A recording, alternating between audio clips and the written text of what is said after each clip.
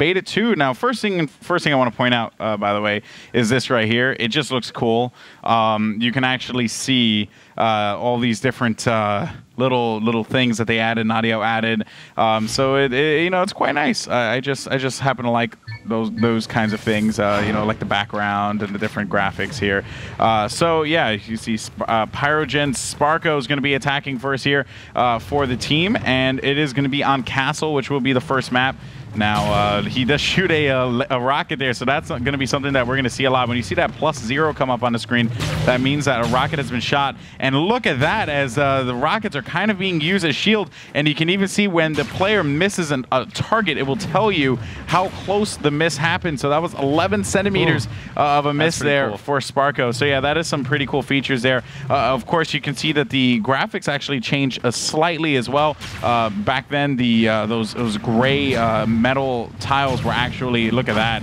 He cannot seem to land a single shot on him, and he does manage to do so there with a quick shot, and now we're going to have the goal being available. He has 1 armor. He gets taken out right away, and that ends that. So, yeah, so basically you can actually see the new tiles that are in Shootmania. The graphics look a little bit crisper, and the obvious, I guess, gray metals are now a little bit more, I guess, rusted, which looks nice, from artistic perspective. Yeah, and this banner thing right here looks a little different too, I think. Is that correct?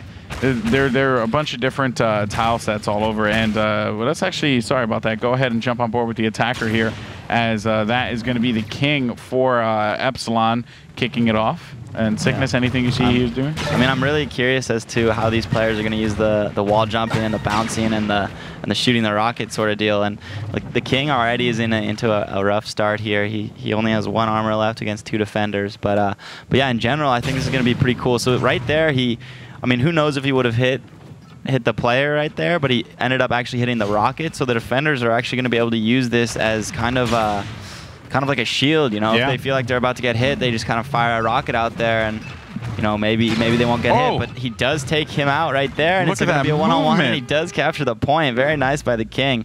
But yeah, so it's going to be interesting to see how this changes the balance in Shootmania, For sure, for sure. Is it going to be, a little bit even more in the defender's favor, or is, the wall jumping and all that good stuff, is it going to allow the attackers to actually maybe get a little bit closer to a 1-to-1 ratio? That is true, and we're seeing the rockets whiz by a little bit. I don't know, something just looks different about the rockets for some reason.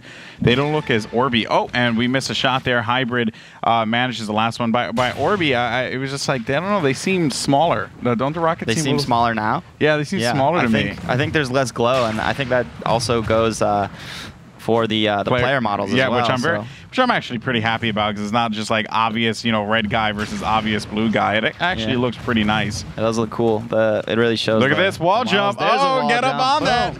And look at that as the shield's being used, and a cap happened. Look at the movement. There's a little bit of movement right there. There's a little bit of that. That was really good. That's Shootmania, baby. Yeah, it's funny that you had mentioned the whole thing about movement, because let me go ahead and move this out.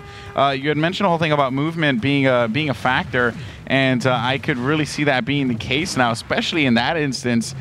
He just stunned all over those guys like a G. The wall jump is almost definitely going to be helping the attackers a little bit more than the defenders, just because it's way harder to hit rockets on someone who's wall jumping as it is to hit a defender if he's wall jumping with a laser. But that, and also, it's just going to give more maneuverability for the attackers who need to move. Misses by 1 millimeter. Holy 1 millimeter miss there for Cephas. That's actually a really cool feature they added in, the miss by. But Cephas is down to 1 armor, and he still hasn't taken out any of the Pyrogen defenders here, and he does get taken out right there.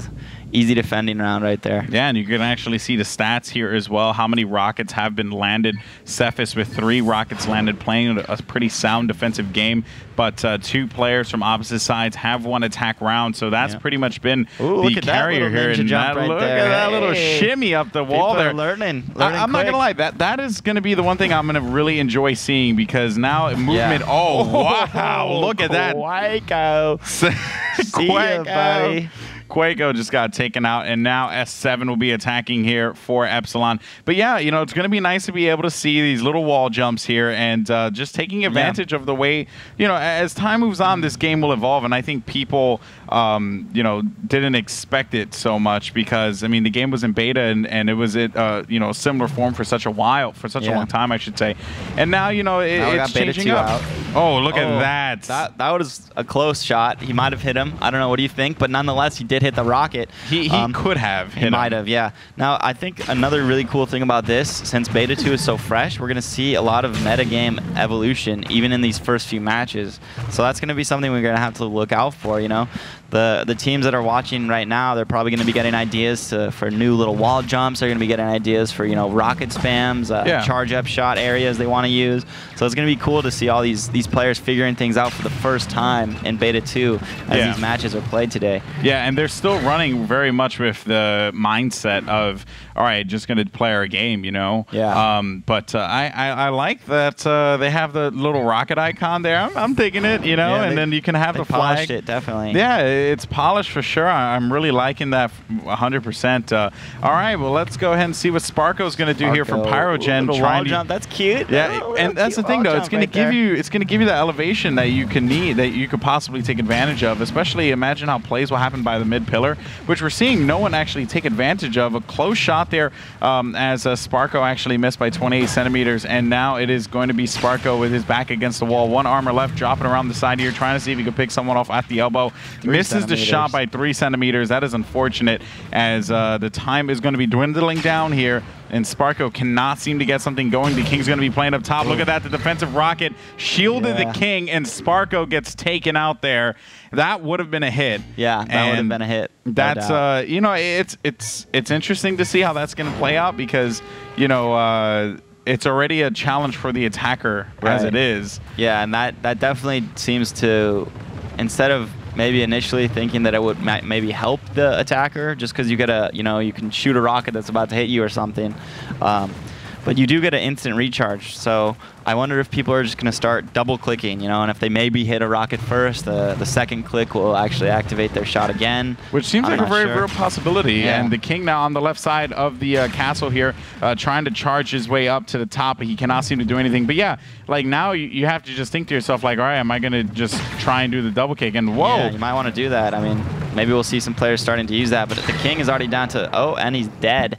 Now, the attackers, there hasn't been really any, there hasn't been a round where the attackers killed all 3 of the defenders. The 2 attacking rounds in this match that have happened so far have been by caps. Yeah, have been by caps. And so that's interesting, and we definitely have seen the attackers shoot a lot of rockets for that +0. So when you do see the +0, that means they did shoot a rocket.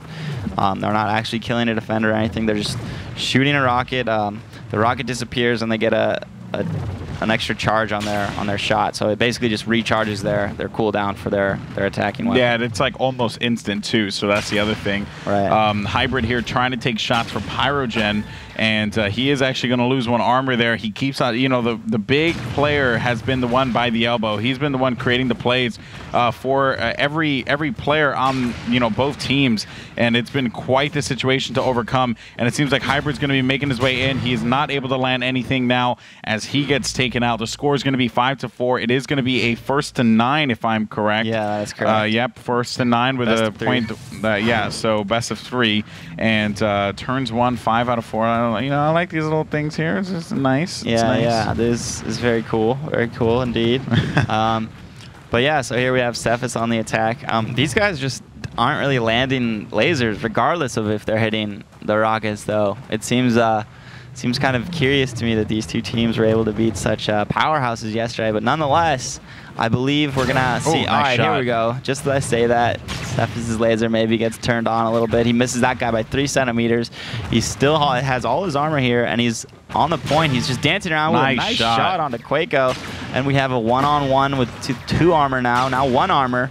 Sparko has actually done a pretty good job at defending here, and he's going to dance around the pole as the pole is now open, and Cephas is moving towards it, and wow, he look does at that. land the shot. So I feel like whenever I make a statement like that, the players just want to prove me wrong, and Cephas does right there, and he does take the attacking round, so it's going to give a nice little advantage there to Epsilon. Yeah, that is you know, they just want to prove you wrong, dude. And look at that nice jump on the side as he gets his way on the right side and is not going to be charging over to the mid here, which he's going to be able to do so in a very quick fashion because he doesn't have to worry about, you know, going all the way around anymore. He can simply just, you know, hop, shimmy, and a jump on a few other things. Just shimmy around, but he does lose an armor there. Misses a shot. Woo, nice wall jump shot there. This is what I'm talking about. This is the for stuff sure. That's cool. You know, I like to see this player, Quaco. He's really utilizing the beta 2 right now. Yeah, he has been. Even from the start of the round.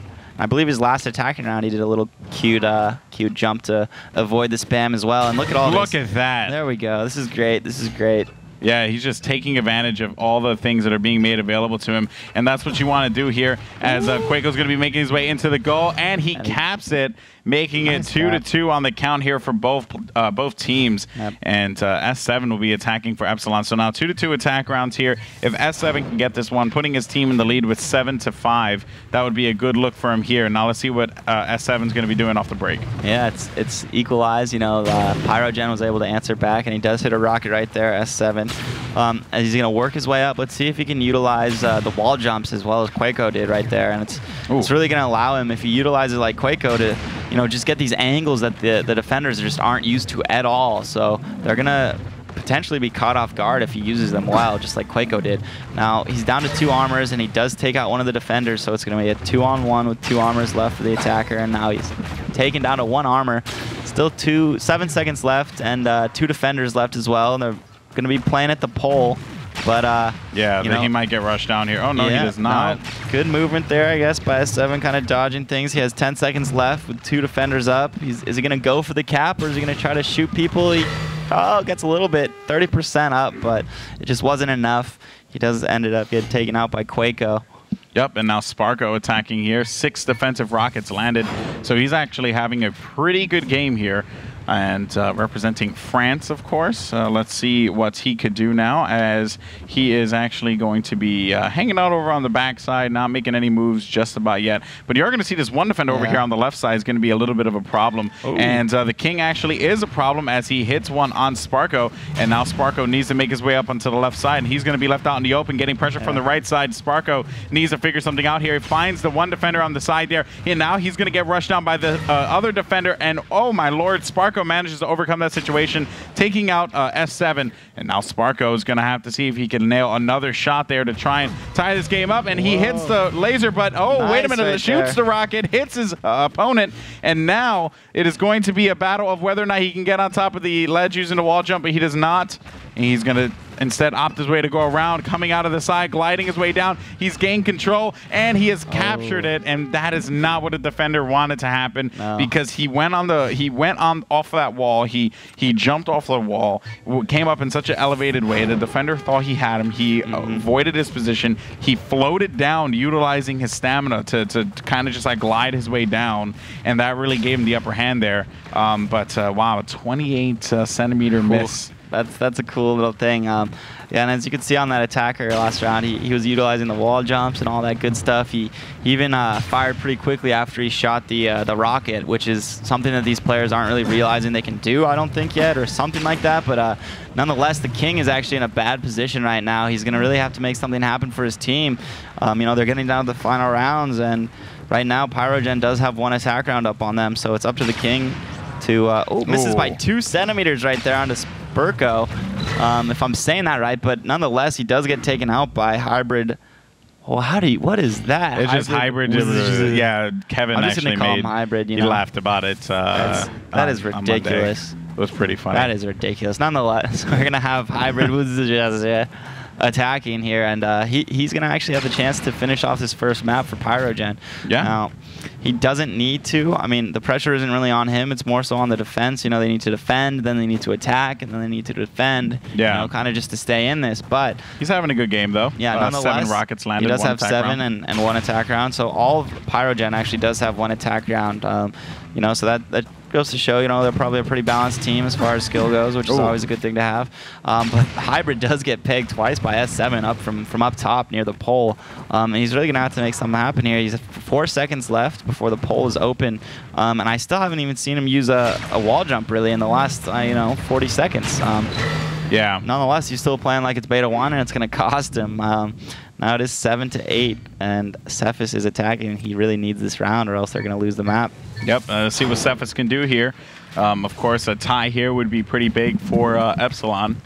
And now Cephas is going to make his way over to the mid, almost gets hit by one rocket. He needs to be so careful in that situation. Rocket's whizzing right by his head, but he is able to avoid him. And now he's going to make his way over to the mid and try and see if he can take out at least one defender within the 20-second mark here. That'd be the prime situation. But instead, he loses an armor, finding someone on the right side. He takes him out, but instead he gets hit by Quaco and ending that one. Nice stuff there for Pyrogen as they take game number 1 against Epsilon. And now, wow, actually quite impressed with how both teams have played, but more impressed with how Pyrogen have utilized the different things in the map. I think, they came in ready to play Beta 2, more so than Epsilon. It seems like to me, Quaco has really been, utilizing that wall jump. He's, even at the start of the map, he was jumping up before he even hit the spam rockets and able to move up the right side of that map. Without even having any chance of getting hit with that spam. So it's going to really affect the timings of a lot of the defense, and when they expect someone to be there,